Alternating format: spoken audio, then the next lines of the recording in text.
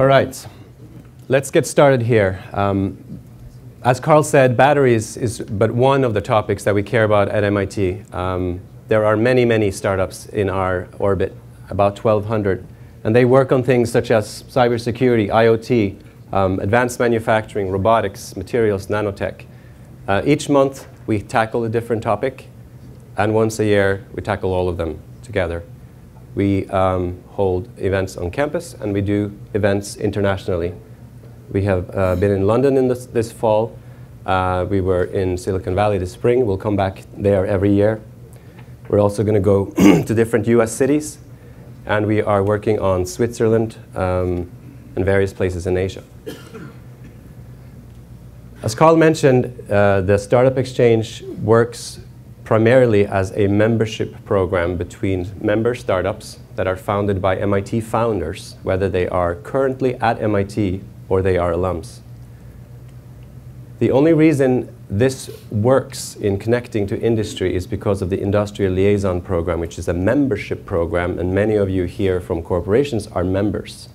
So what we do is connect startups and industry for partnerships, innovation partnerships. And we think that both corporate innovation and startup scale-up can benefit from this kind of collaboration. That is also all we do. We don't really do any kind of financial introductions. We don't really mentor, although the startups who are on stage here today may disagree when it comes to our insistence on slide criteria. The only rule for all the startups here is to stay between the white lines. No other rules. There's one more rule, only 3 minutes, but you know, the white lines is the important.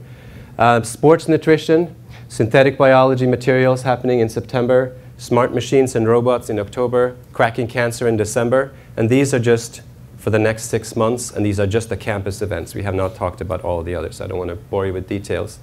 Later, let's get to the panel, but I just wanted to briefly introduce them. We have Professor Yetming Chiang in the audience, Eugenio from Acciona, a member company, Jim Goldinger from Clear Sky, an investor, there he is, and Carl Sternfeld from Shell Technology Venture, Shell being another ILP member company.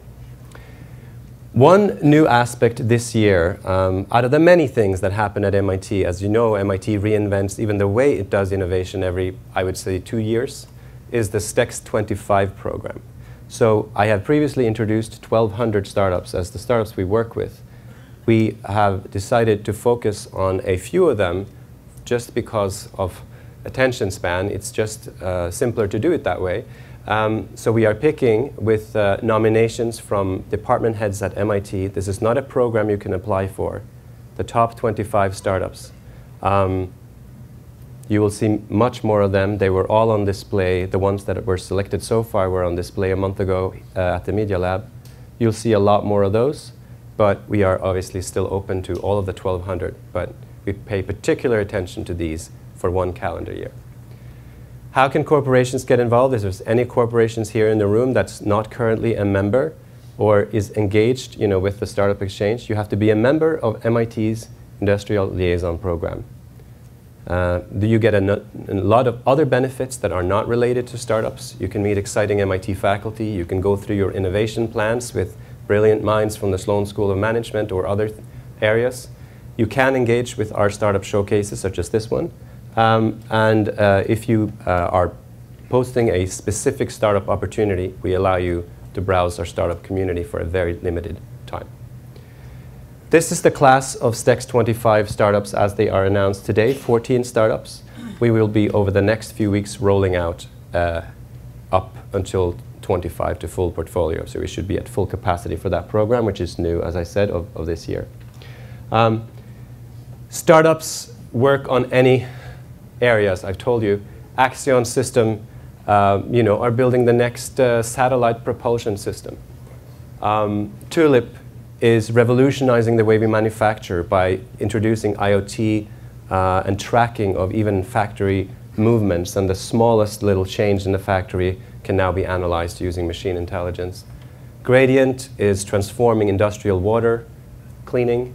Humatics, extremely exciting app to manage how people move around.